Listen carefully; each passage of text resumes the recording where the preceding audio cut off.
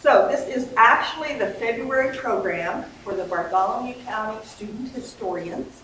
We have 10 students, grades 7 through 11, who have joined the History Club here in Bartholomew County.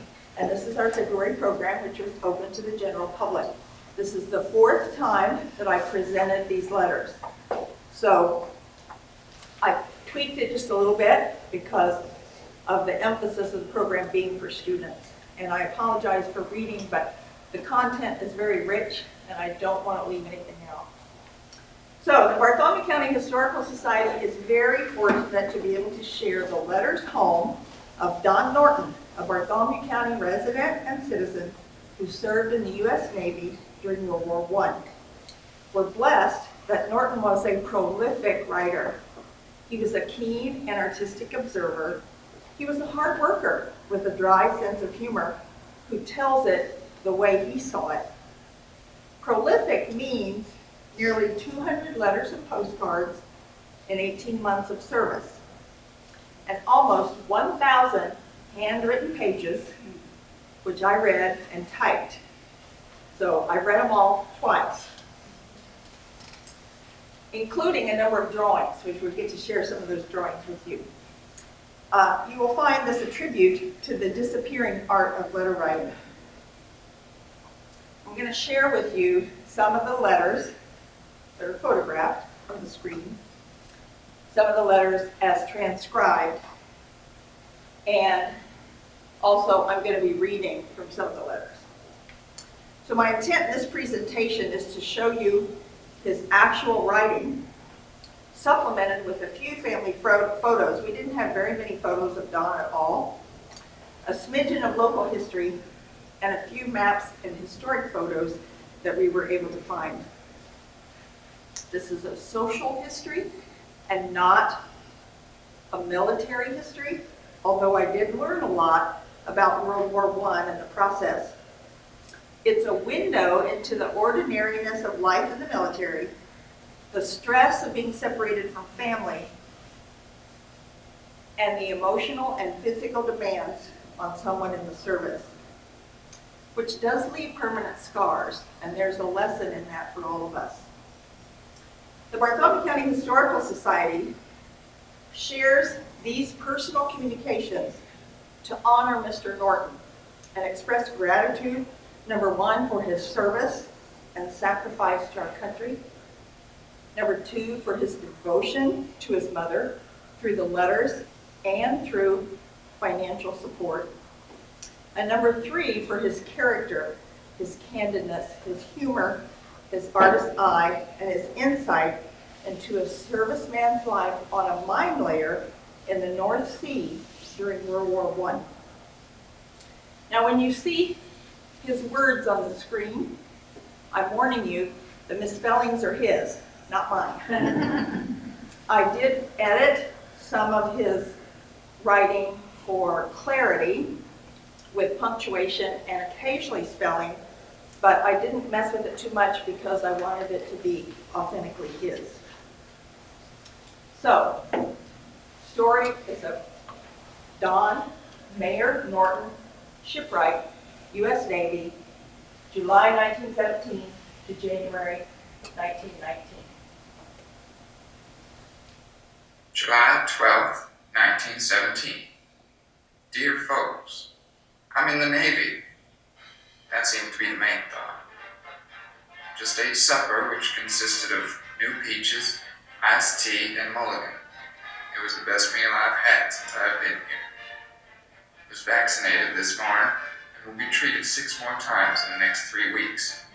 Haven't had anything to do yet, but I think that will begin tomorrow. Slept on the floor last night without any cover. You will find my clothes in awful shape. Send them to town to get them clean. Must close. It is awful hot here. Love and best wishes to all. Don.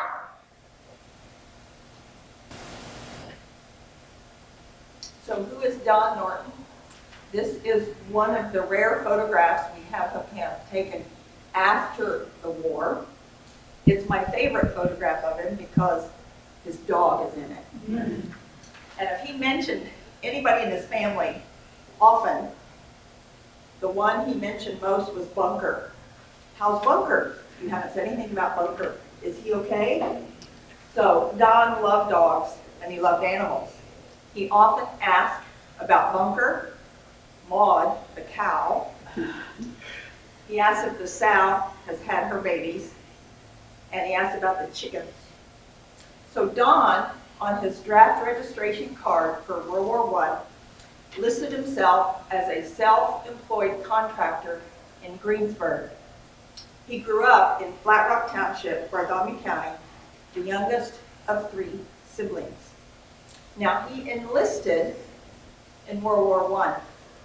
I think so he had some choice about how he would be trained and where he would go. The draft was instituted in the spring of 1917, and he enlisted in July.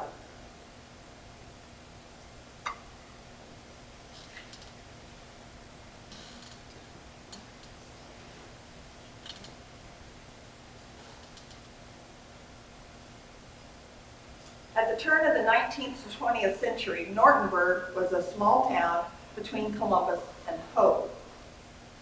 Today, it's just a sign on 450 North.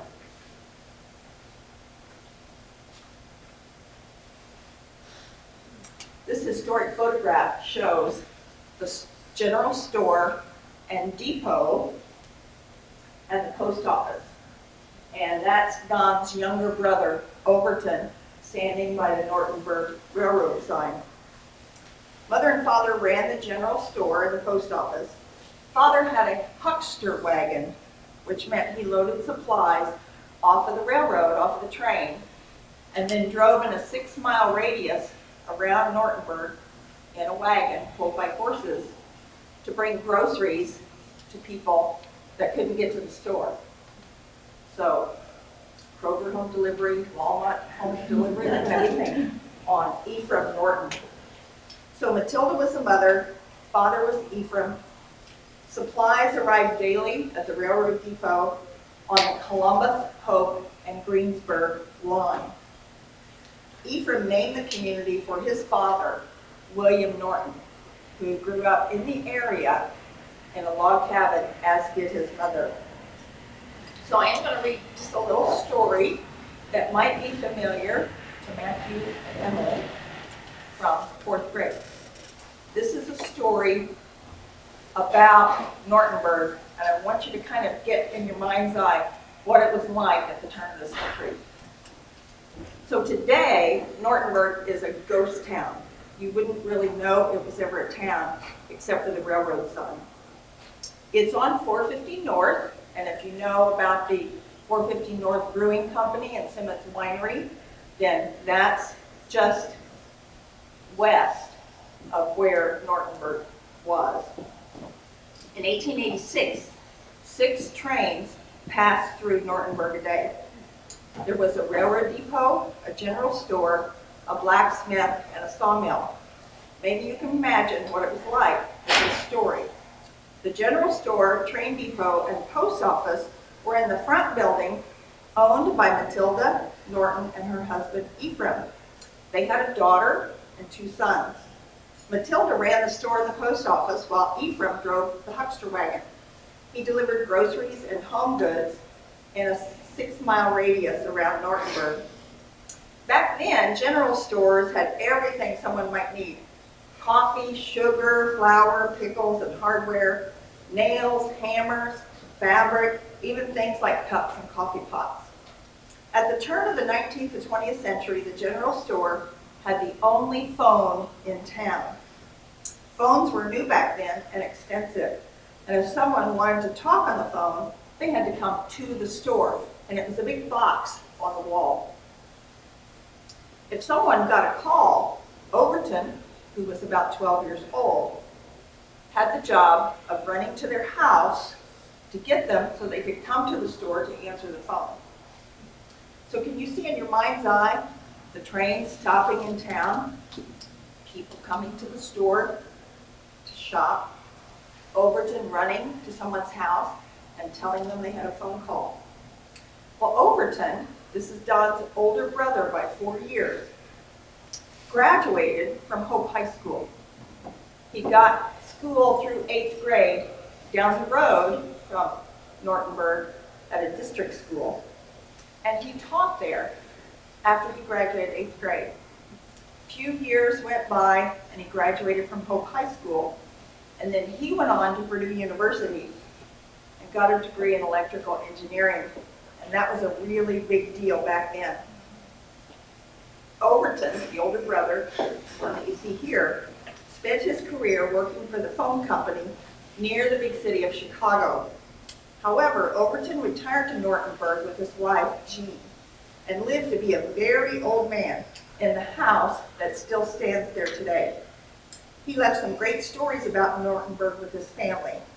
And at the Historical Society, you can go read about some of those stories. In fact, I just listened to a CD last night that Overton left about the store. And he obviously recorded this in the, 60s, 70s, because it was on a CD. And he could remember what was in each case, glass case at the store. It was just phenomenal.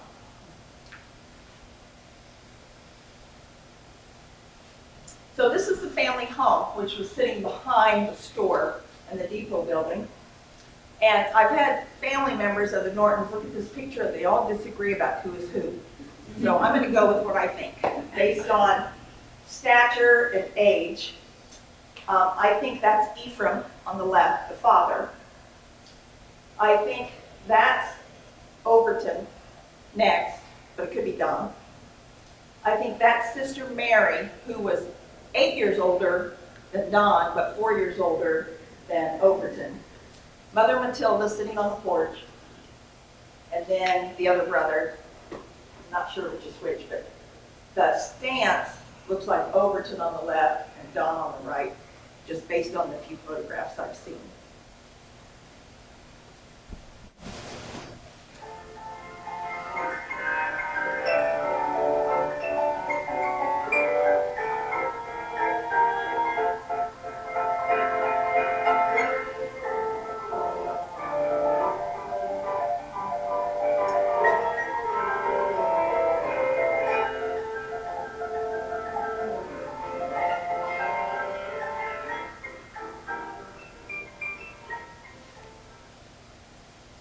Now, the two historic photographs that you saw before this drawing were taken in 1918 and 1919.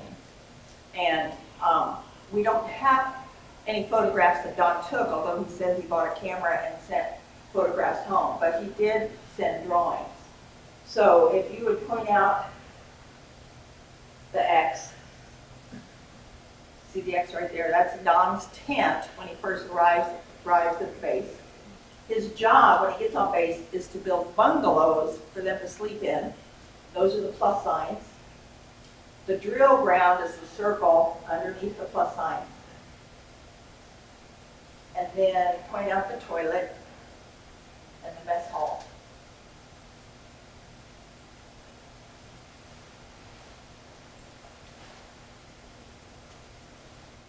July 29, 1917.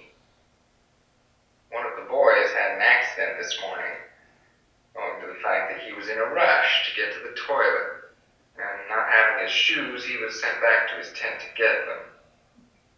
It was not necessary to make the second trip to the toilet. He made that trip to the wash house. A seaman had the same experience the other night, but not wishing to do the extra washing, he used the alley back of his bungalow. Well, he got 6 months in the brig for that. I must close and fall in for mess. Hope this finds you all well and your ducks better. Birch said thank you for your kind remarks.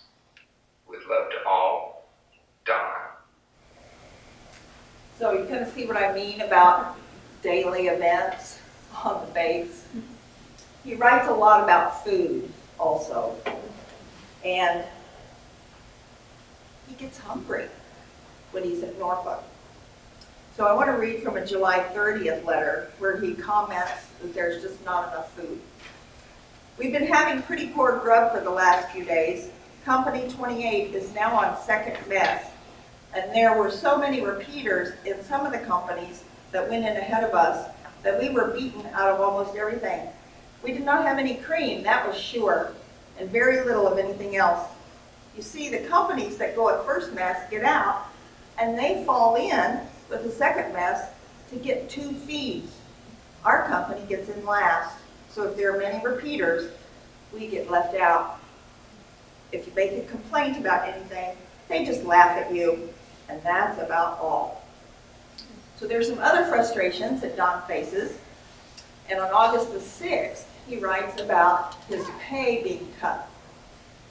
And he references that he is often the victim of bad luck. So on August the 6th, he says, "I've just found out what liars the recruiting officers are. They told me I'd get $52 a month, and now I found out I only get $35. We'll try to send some of my money home, but it's going to take some of it to keep up my clothing." And so what he means by that is when he enlisted and arrived on the base, they gave him the basic clothes, shoes, underwear, the whites, the blues. But he has to work in those clothes and they get damaged. And there's a lot of thievery on the base. So you might get your shoes stolen or your pants stolen. And if that happens, in order to meet inspection, you have to have all the clothes that you were given in your bag. So you might have to buy something out of your own pocket. August 16th, 1917. I may have a chance to take an examination for a transfer to Pensacola, Florida. It will mean permanent detail in the aeroplane shops there for 18 months. They want men who have experience in cabinet making and do not know if I could pass. We'll let you know if I make the change. The pay would be much better. The bluing and bands came in okay, but had been opened. One of the fellows in my bungalow wanted to use the blue, so I told him go ahead. He used it one day while I was out. He never used any before, so he put 2 whole balls in a 12-quart wash bucket and soaked his clothes for some time. He has some very nice navy blue clothes out of the whites he washed. Now, for those of you that might not be familiar with bluing, it was a chemical that you added to your wash to make your clothes really white. But obviously it was a very dark blue color, and this poor guy didn't know how to use it. Don knew better, but the fellow didn't say, "I don't know how to use it," so he didn't explain it to him. Now, you've also noticed on the previous slide about Pensacola, Don loves machines, and he's really attracted to the big airplanes and the ships and those kinds of things. And he's always looking for ways to better himself and make more money in the service. He does not get selected to go to Pensacola. On August the 21st, he expresses gratitude for packages like the one with the bluing, but especially the ones that contain food. And he always shares it with his bunkmates. Then on August the 27th, now he's only been in about 6 weeks, he writes a very sad and homesick letter, literally, because I was typing it. I was just, like sinking down in my chair. It was like, well, this is really awful that he's expressing these sad feelings. But it turns out that very day, he had to go to the Naval Hospital with a high fever. He contracted the measles. And that's why he was feeling so badly. And then he regretted writing that letter and mailing it. So he explains all that to his mother later in August and September. But the good news is the Naval Hospital was 5 miles away. He had to go by ship. He had better food. He ate really well while he was in the hospital. And once he was healed, I think it only took him about a week and a half to get better. He's a good worker, so they kept him in the hospital to sweep out the bungalows, and then he ended up missing 3 weeks of training. September 22nd, 1917. Dearest Mother and Father, my luck has changed at last, and I am enjoying life as a man should. I was recommended for the Artificers' School, and am now spending my time there. It is across the river, and we are taken over in a rowboat every morning. submarine ships, and several of the battleships that are in port here. They are wonderful things when you get up to them. So once again, he's really intrigued by the ships. He can't take pictures of them. That's against the rules in the military. But he will describe them in his letters. He's also really excited about this artificer school. I did a little bit of research on it, found out it's something like civil engineering, and he was in the carpentry area because that was what he was doing before he enlisted. But he reminds his mother that he was not much for school back home, and I found no evidence that he graduated high school. It was not unusual back at the turn of the century for them to just get an 8th grade education, if that. However, this artificer school is like vocational training, and this is what he writes. The school is more like a playhouse with everything furnished than anything else. It's like the manual training that Overton got at Purdue. I will try to send some of my work home. Today they gave me a board. It was 1 inch thick, 8 inches wide, and 12 feet long. And they told me to make a bucket out of it. We'll picture it when finished. We made cabinets, pulley blocks, tubs, buckets, picture frames, chests, ditty boxes, and most anything you can name along the cabinet maker's line. October 8, 1917. We had another special inspection today. Secretary Daniels was here and gave us a talk. Had to stand around and wait on him for about 2 hours, and then didn't hear anything he said for the fools talking around me who didn't care what he said. He is a very common man, and there is one thing in his favor, even if Papa does call him a nut. The officers here are all afraid of him, and certainly stand around to take orders. That looks to me like he was at least someone. He is also the man who took the wine and other drinks away from the officers, and that is another good point in his favor. So you see a little bit of Don's personal side here. He wants to listen and learn. He doesn't have a lot of tolerance for the Navy guys who are just out to have fun, gamble, and drink away their pay. I didn't realize what a big deal Josephus Daniels was until, again, recently I found a document that he wrote about the Mine Lane campaign, and he was the U.S. Secretary of the Navy. So Don has little patience for the morals of the common sailor who drinks and gambles. The Navy so far has learned me 3 good things. To put things where they belong, to keep my clothes clean, and not to strike matches on my pants.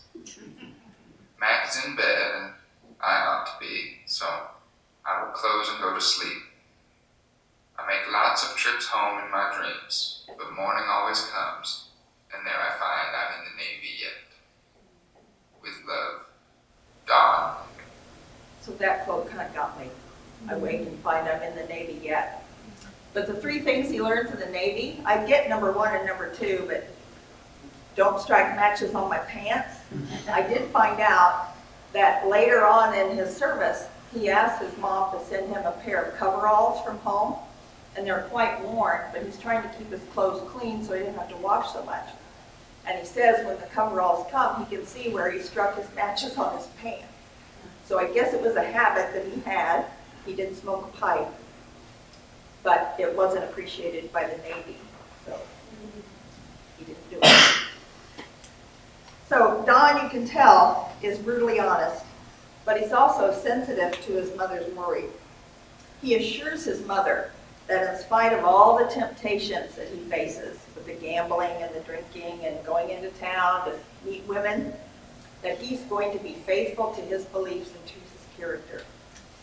He regularly receives letters from his mother, but we don't have any of those. We only have the letters that he sent her. And he asked specifically for a letter from his father. He's just desperate to hear from his father. Multiple times he asks, but he doesn't get one in return until mid to late October when he receives his first. and only letter from his father. And here is his response to that letter. You don't have any idea how glad I was to receive your letter and to know you are all right. I know your prayers are being answered, for I get along with things that are almost unbearable to some of the boys with all ease. The regulations are terrible, and the brig is full to overflowing all the time. Something is making the way easier for me, and I know it's your prayers that help.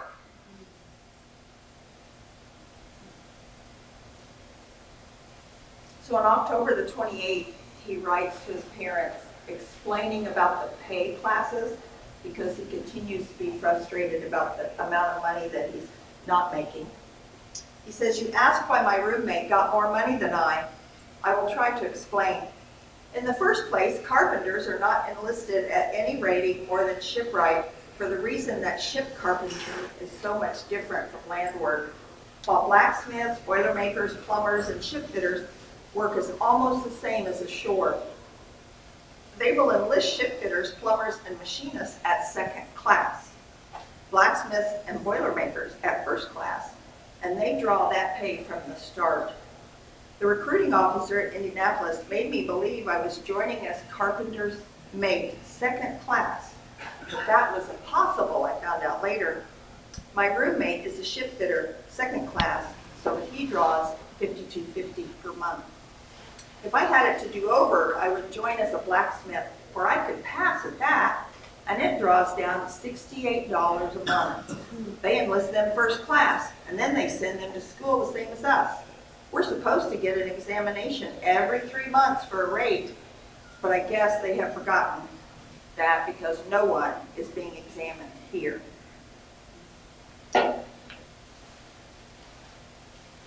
There were little mysteries all along. You know, he'd write about something and I didn't quite understand what he was writing about, so I'd research it. Sometimes find out what he was writing about, sometimes not.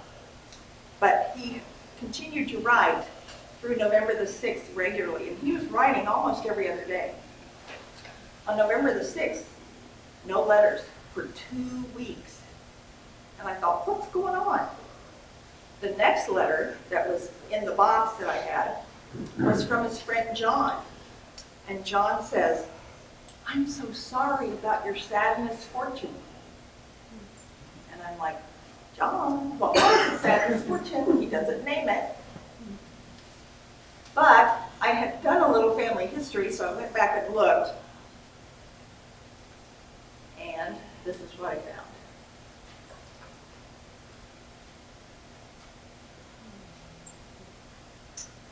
His father actually died on November the 8th, and the last letter that Don had written was November the 6th. So I can only assume it was unexpected. In other words, if he wrote and mailed a letter on the 6th, and then he received word that his father passed away, there wasn't much mention of an illness or anything like that.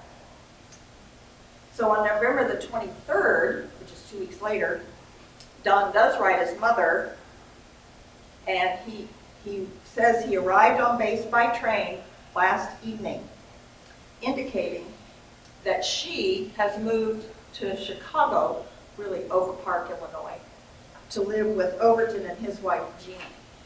So I'm assuming they didn't want her at home alone on the farm. But that didn't last very long. You know, small town, Chicago. December 26, 1917. My Christmas dinner, supper, and breakfast consisted of 2 cups of coffee, a can of sardines, and a 10-cent pie. But I made $15, so why should I worry? I have not yet received Mary's box, or yours either, but suppose the mails are so overloaded that it is delayed quite a bit.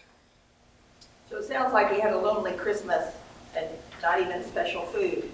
But the good point is he made $15. Well, how did he make $15? Don is an inventive businessman.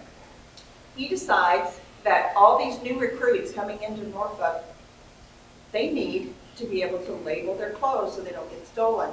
So he creates stencils so the sailors can stamp their name in their clothes. He also creates something called key ring checks. Not exactly sure what that is. Must be some kind of a key ring. And he's got two buddies that he recruits to go out and take orders for the new recruits. And Don's the handyman. He's the one who carves out the letters and makes the key rings and the checks. So he's earning some extra money. He also learns to be a cobbler. And he has to go in town to do that. So I was very surprised that he was allowed to go off base and take a job in town.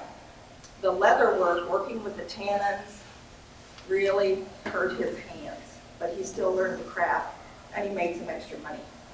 So this just shows what a strong work ethic he had. I mean, his parents were business people, so he was never idle. There were things that bothered him, though. Obviously, he was worried about money.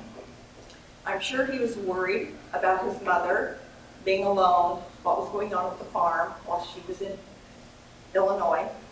You know, when he enlisted, it was for 3 to 4 years, but circumstances at home had really changed.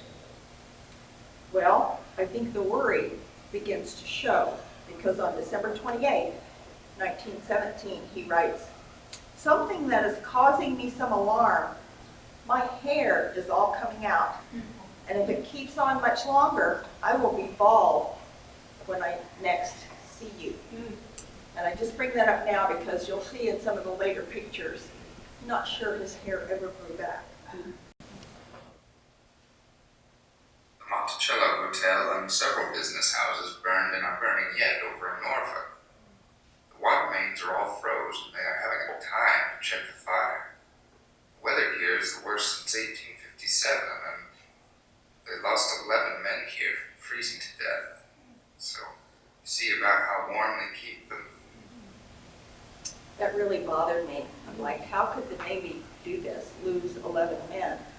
But I mentioned there were lots of recruits coming in, and they didn't have bunks to put them in, bungalows to put them in. They were sleeping everywhere. So I guess there were too many servicemen and not enough housing. January 2nd, 1918. I believe I wrote about the fire in Norfolk yesterday, but didn't tell all that happened later in the day. The whole business section was afire in the afternoon. They would no more than get one fire out until another one would break out. It was the work of spies, I guess. We were taken over to guard last night as the city was under martial law. So there are lots of rumors.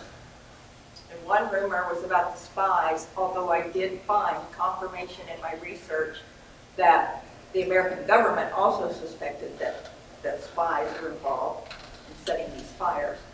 But one rumor that's really bothering Don is that he's expecting his pay to be cut in half again to promote the war. So he begins to take on extra duties. You could be a guard. You had certain assignments to be on guard duty, but some guys didn't want to do all that work. So they would buy Don's liberty, and he would take the extra guard duty, and he earned some extra money that way. Also, early in January, Mother moves back to Nortonburg, so she didn't last in Chicago very long. February 10th, 1918. Had quite an exciting watch to stand last night. One of the guards from the Seaman Guard went daffy while on post and tried to commit sideways. He jumped over the seawall back at the bug house in an attempt to drown himself. The water wasn't deep enough, so he was easily gotten out. I didn't help get him out, but took charge of him until he could be taken to the brig. I don't think he went to do himself any harm. All he wanted to do was make a stall so they would kick him out on an MD for insanity. So things start happening pretty quickly.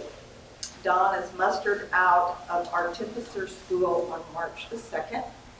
And again, he's frustrated because he doesn't get bumped up in rank. He says, "We came out of school 2 days sooner than we expected, and that caused us to lose almost everything I had made over there. I doubt if I ever get back to get them. No one had any better rate than third class, So we were all very much disappointed that the class before us all made second class. And then on March 4th, he says, I was put in Company 13, Regiment 3 of General Detail in the carpenter shop, where I will work until I'm drafted on a ship or else sent to one of the bases in France. There is no certainty as to when I will have to go or how long I will be there. Well, by March the 9th, he's on a ship headed to Boston, Massachusetts. And he sends a postcard identifying the USS Aristook as the ship to which he is drafted. However, it was a passenger ship, and it has to be converted from being a passenger ship to being a mine layer, so they have to take off several decks. And he is not allowed to explain that it's going to be a mine layer. But he's fascinated by the historic sites in Boston. He hires a young man to take him around town and show him the historic sites, and he's fascinated by the ships in the harbor. As for our ship, she was at one time one of the fastest passenger boats in the coastlines. Now the government has taken her over and has taken off 3 decks and is putting on armor plate. By lowering her top deck as they have, she will be about the fastest ship outside of destroyers there is in the fleet. I have no fears as to it being able to dodge torpedoes right along. So his letters are censored now, and he can't tell his mother what his mission is, but you can see he's trying to be positive. This is a historic photograph, and I want you to notice the paint scheme. It looks kind of wild, but it's supposed to be camouflage, and this will come up later in one of his drawings.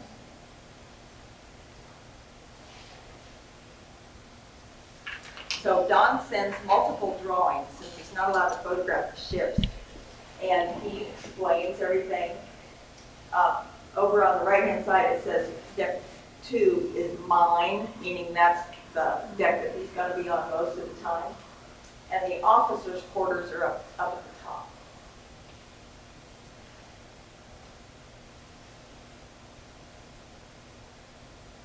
So he sends a drawing of deck 1 on the left, deck 2 on the right, which again he says is mine.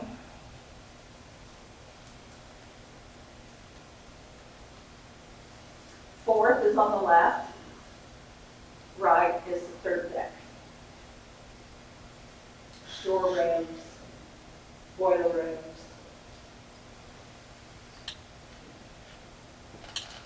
Now, I love this drawing because he's trying to give his mother an idea of his space. And over on the left, he says 2 ports. So he's got 2 little windows, okay, which is my understanding they could be open for fresh air from time to time if they're anchored. He's got a little locker to put his personal supplies in, and he's got a bunk, not a hammock to sleep in. The carpenter's shop is on the right, workroom, and just above that is his workbench.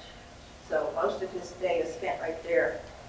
Then at the bottom, I'm going to read this to you because it's impossible for you to see. It says, "You see in the corner where I will sleep is a very desirable place.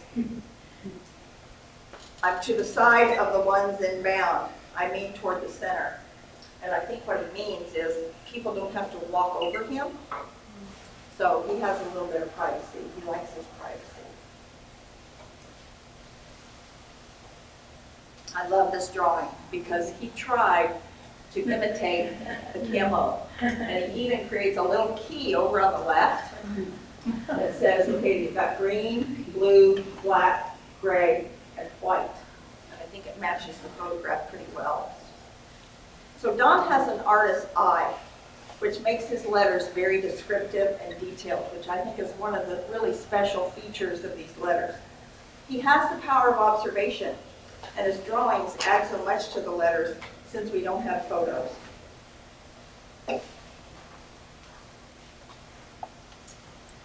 Again, found this online. Here's a picture of the whole crew, about 300 men, Don's in there somewhere, but even family members can't find him. So I'm not going to go into a lot of detail about Cripples. That is my worst dreaded thing, being a cripple for someone to look after. I pray to God that if anything ever does happen, it will be fatal. I want to go all together or not at all. That's a great way to write, though, when I know neither one will happen to me.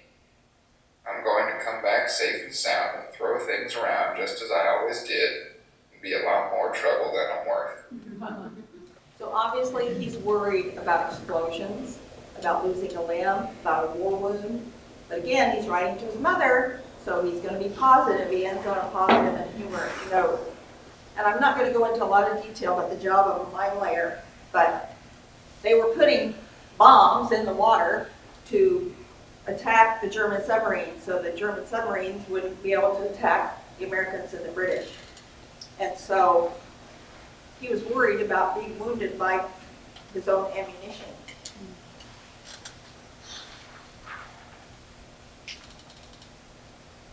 Go ahead, click.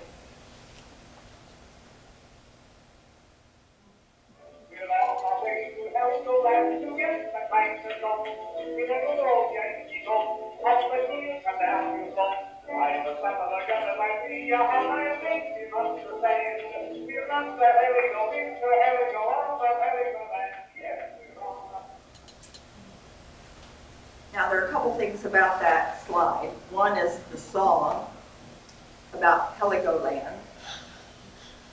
And you're going to see a map in a minute about where Heligoland was, but it had to do with fighting the Germans.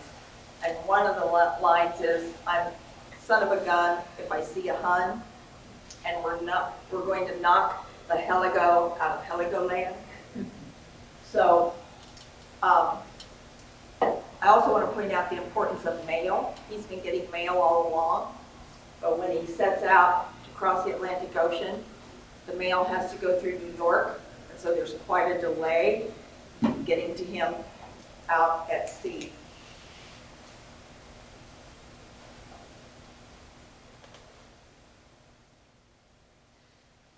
June 29th, 1918. Dear Mother, this finds me 12 days at sea and no land yet. I'm writing now so as to have this censored and ready to be mailed as soon as we arrive port, which is supposed to be tomorrow. I'm on watch tonight and riding upon deck. We have no lights at night, but the days take up most of the night. The longest day I've seen so far was sunrise at 2:15, sunset at 10:30. Almost the land of the midnight sun. So we can't tell her he's in the North Sea. We can't tell her where they're anchoring, but he gives a pretty strong hint. And notice that they have to keep the ship dark so the German ships don't see them.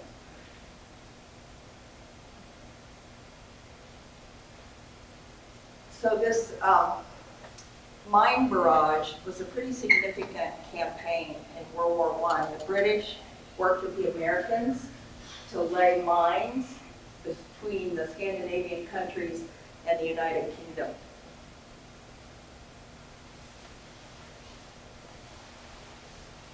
This historic chart at the top says that 56,611 mines were laid in the North Sea by just the Americans. By the end of the war, there were at least 100,000 total when you combine them with the British mines that were laid.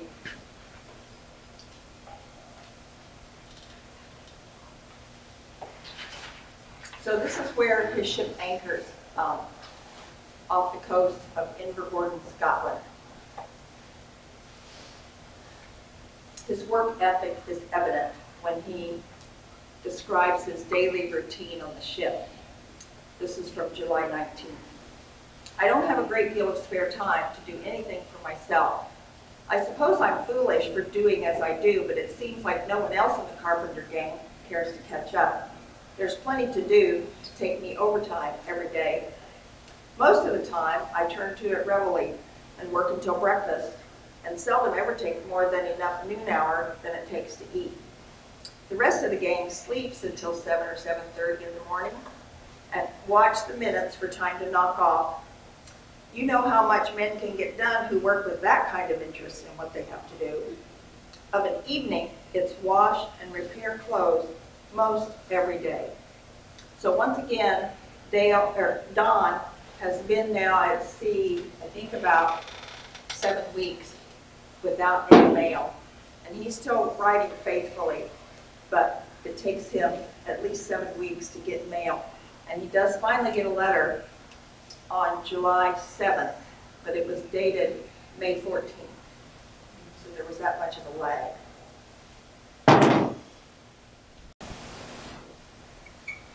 I like this photo because to me it kind of shows how dangerous it was. You know, the water was rough. They were trying to explode German submarines who were targeting the merchant ships of the Americans and the British and the military ships. So the waters were dangerous. August 1st, 1918. I don't believe I will ever get used to the sea. I was in hopes that after a few trips I would get over being sick. So far, every time we are in any weather at all, I lose everything but my socks. Sometimes I think they're coming up too. Seasickness was not the exception. I think it's on August the 10th, he writes, I didn't get sick when we went out to do our business today. So maybe I'm getting used to it, but that was the only time that they went out on mission that he didn't get sick. So he was sick most of the time he was in the North Sea.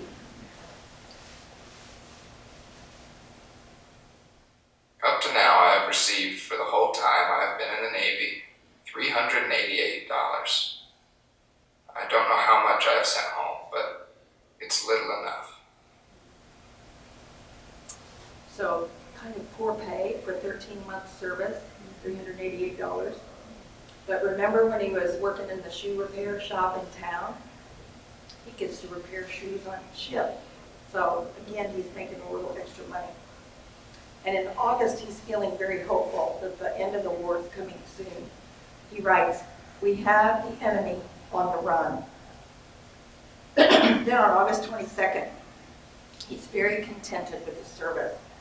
He says, of all the ships that ever floated, this is the one for me. 9 sailors out of 10 would swear no such regulations or good conditions ever existed in the Navy that we have here. Here's a few things we don't have. No bags to scrub, no hammocks to stow, no hammocks to hunt or scrub, no white clothes except when we go in port. Haven't heard reveille since I came over to the side, and a dozen other things I could mention that make life miserable on a regulated ship. Now the next few slides, you're going to get a taste of Don's eloquence. So I hope you appreciate his way with words.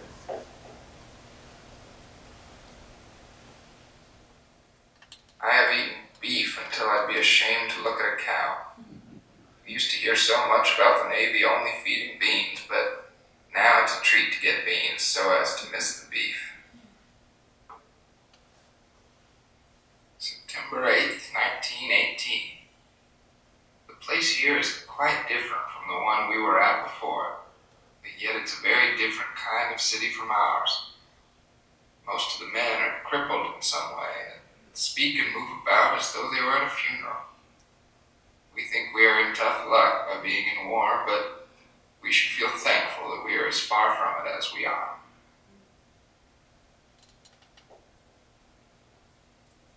October 8th, 1918.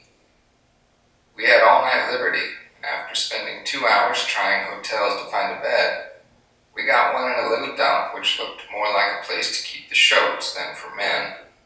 But at that, it was a real bed. First one for more than 4 months. This said bed was somewhat short and shy everything but livestock, of which there was plenty. Made little difference to us. We sleep some between races. The bugs seemed to have had a track meet from the way they traveled about. I have to admit, that made me laugh out loud when I was typing that one. Didn't seem to bother him too much.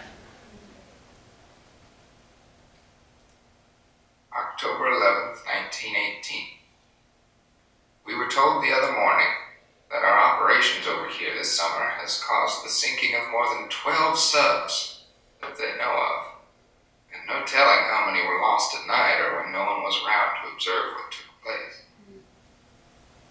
This is my favorite drawing of all of them, and I think it shows his pride in the service. It's also a hint of what will eventually be adopted as the seal of the Navy shipwright. The thing on the bottom is a cannon with an axe behind it and then the eagle over it. So it's October 11th, 1918. So if you're a history buff, you're aware that the end of the war is approaching. And Don references the same in his letters. The end of the war for America and for Don is declared on November 11th, 1918, the day before Don's 26th birthday. So the references to the end of the conflict are in two particular letters.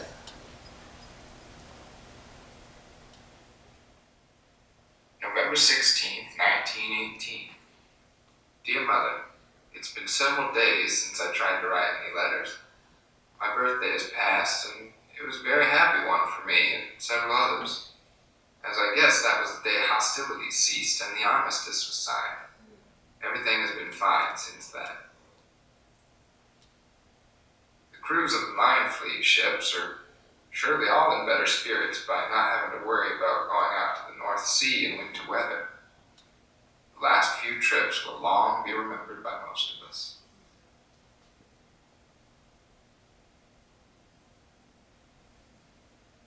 November 19th, 1918. On the 11th, we received news that an armistice had been signed, and since then everything has been looking up. The news came as we were at supper. Someone struck up the Star-Spangled Banner on the piano, and all hands rose and sang. It was certainly a happy sign. No darkness on ship for the first time.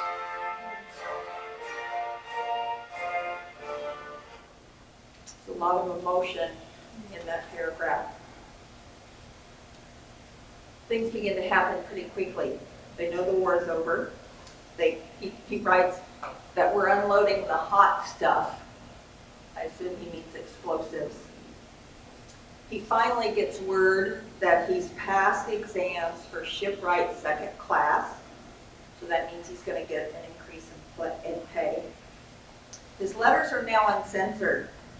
And it turns out that Don has been keeping a diary of all the significant events when he was at sea. So he reveals some secrets in the letter on December the 5th, which was 22 pages long. December 5th, 1918. Dear Mother, we'll try to write you an uncensored letter at last and tell you of a few things we have done. On August 9th, the first real happenings took place. At 9:30 p.m., when everyone who was not on watch had turned in, the general alarm sounded torpedoes defense. Of course, everyone turned out to their stations supposing it to be a drill, as we had been having, until the depth charges began to go off. When we finally did get on topside, we found that a shot had been fired at the fleet, and only by the quickness of the officer on the bridge in turning completely about, it missed our stern by a few feet. Now, it sounds easy to write or read this kind of dope, but when you got to bed every night, not knowing when the same thing is to happen, only to make a hit, you don't rest easy. He uses the word dope a lot. Must have been a slang term back then that I don't get today. But in this December 5th letter, he references several dangerous things that they encountered. On September 26th, they were attacked by a sub 3 times. And he also saw many ships in one place. He says on our second trip up there, we were attacked 3 times during the day by subs. Never knew just how many the British sank of them, but quite a few. The mine fleet hid in smoke screens, which was some sight to see. These subs were laying for a convoy of merchant vessels, which we passed in the evening. The most ships I ever saw in one place at one time. There were 28 in the mine fleet, 4 English battle wagons, 50 merchantmen, several minesweeping trawlers, some American destroyers and cruisers, 2 English airplanes, and 1 dirigible. Some sight to see, these all met at sea. And then he writes about the ship taking a 37-degree roll. And you saw in the pictures how low the ship sat in the water. You know, they'd taken 2 decks off the top. So he says, I think once in a while how you and Father used to caution me to be careful around water and in handling dynamite. And then if you could have seen the kind of places I've been in at times and came through. We were at quarters when she took that 37-degree roll. For an hour before, the ship had been riding on an even beam, so no one was expecting any such roll, and no one was holding on. Well, in one short second, 300 and some men were pulled up against the starboard life rail, which is just 2 chains stretched between stanchions around the outboard edge of the ship. The chains held, and that saved them. I was weak and hardly able to be on deck, seasick, okay? But wanted to see the wreck, so I came up and stood by the 3-inch gun, holding on to the handle by which it's trained when the roll came. I stuck, so was in no immediate danger, and also on the port side of it, which helped. It looked for a minute as if the whole ship's company was going, and for that matter, the ship, for 37 degrees is way over for a ship to go and ever come back. You see, we were bucking a heavy sea, but taking it head on so as to get pitch and stay out of the trough. But in going to the wreck, we slid around into the trough just once. Once more would have done it. But thanks to a good hand at the helm, we never done it twice. So they're on their way home. Don is again thinking, I can make some money. So he decides to make a little memento for the sailors that are on the ship. And he writes, my tinkering has won me many friends and helped my pocket much in here. For every hour I have idle has either made one or the other. My life rings are in demand all the time. So he draws a picture of a little life ring, you know, like a round thing that you float in. And it says USS Ariston on it, 1918. And he has a little sailor in the middle.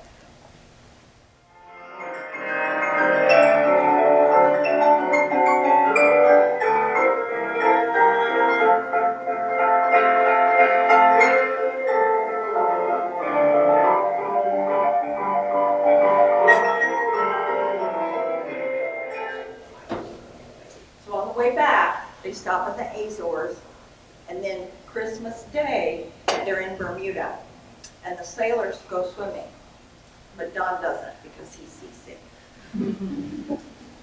So, the next slide, do you remember when he wrote about how all hands stood on deck, or stood up and sang the Star Spangled Banner? Well, his Aunt Mary back home must have questioned Don's singing ability.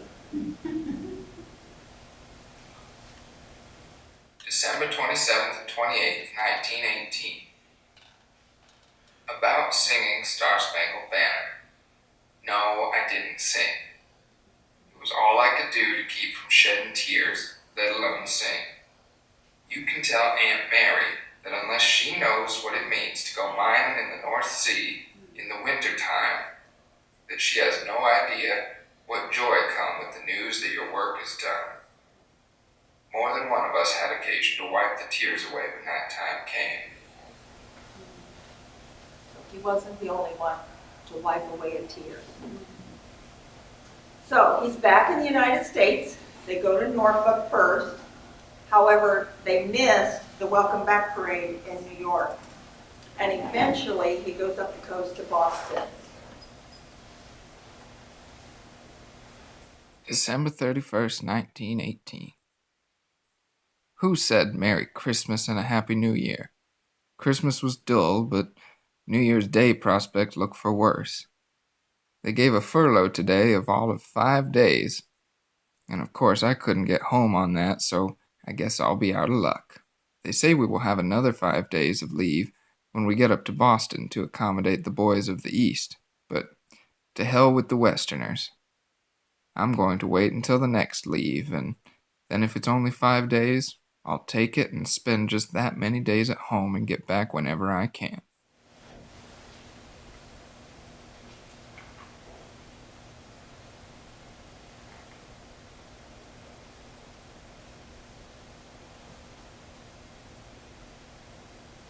So this is what he says in the second of the 3 letters.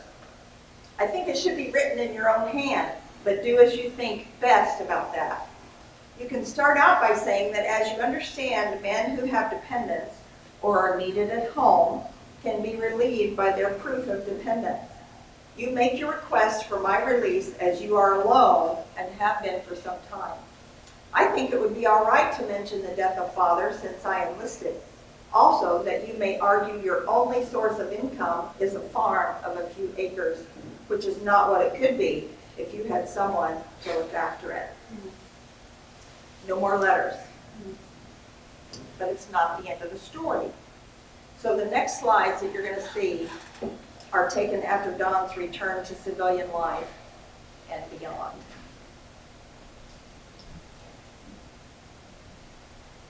So he gets to have fun. He's on a picnic. His mother, his sister-in-law, Jean, Don, I want you to look at his hairline. He appears to have hair on the right side of the head and on the left side. And Bunker, he's reunited with Bunker. I was so glad to see the dog.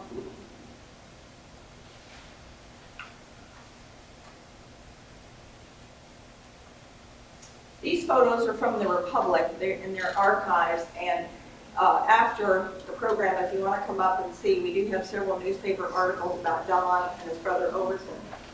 But anybody recognize the picture on the left? Yeah. Okay. State Road 46, what used to be State Road 46, now 25th Street, east of Columbus, on the way to Greensburg. That's Sand Hill Cemetery, the hill behind. And the stonework with the fake door in it was Don's invention.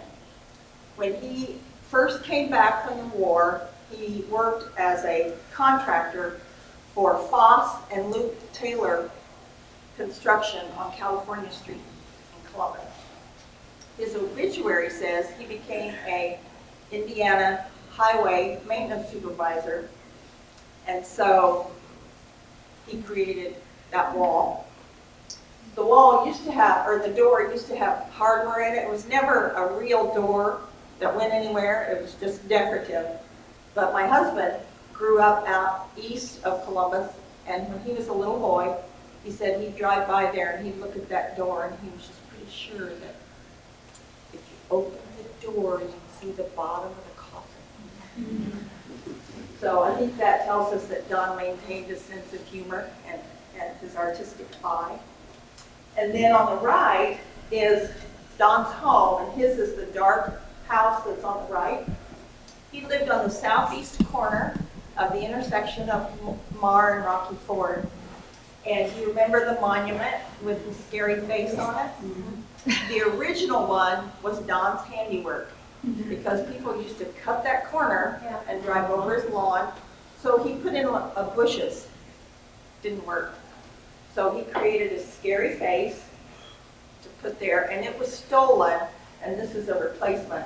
But if you look at the next slide, you'll see the original scary face. So it just made me happy to know that Don came back and left his mark in town. And you may be surprised by the next slide. We all know the story that the Italian POWs carved that rock, right? Camp Atterbury? But whose idea was it to be put there? Don left the state and went to work for Atterbury in a similar job, and he created the idea of let's have a marker, a giant stone at the entrance to Atterbury, and he designed the rock, and the Italian POWs carved it. So Don's career created some local landmarks.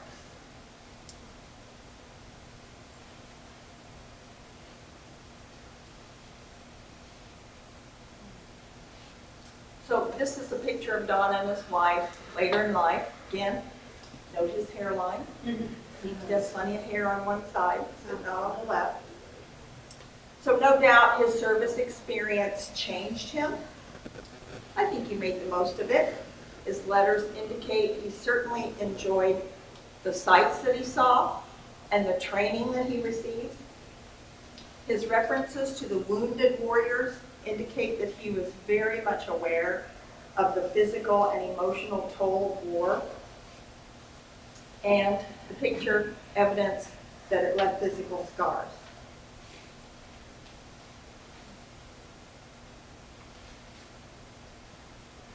So I would just like to express my gratitude to the family, his mother, for saving the letters and organizing them, and passing them on to other family members who then donated them to the Historical Society. They were actually donated by Gladys Glake Simmons, who also lived on 450 North. I hope that the presentation proves that my task of reading, transcribing, scanning, and preparing a presentation was really a labor of love, and it was just plain fun. So I know we have some students in the audience that are interested in history, and history is fun. So it was my inaugural retirement project. You know, I quit teaching after 44 and a half years, and my party was down at the Historical Society, and Adam Rediker said, "Hey, would you want to transcribe some World War I letters?" And I'm like, "Yeah, I'm a really good typist. My granddad was in World War I. That sounds like fun." But I forgot to ask Adam how many letters there were. So I went down to get him, and I'm like, "Oh, are we talking like 10 letters or like 100? And he says, "Let's try 300. Well, there weren't 300. There were only 189. But some of them were 22 pages long. So it did turn out to be a big deal, but I was very blessed to get to know Don Norton, and I just wish I could have met him. I've met a few people who knew him. They were children when he was an older man, so I have learned about him mostly through his communication. So I just want to show you that there are some things up here. If we could have some lights that you may want to come down and look at. And Mr. Lewis, I thought you might have some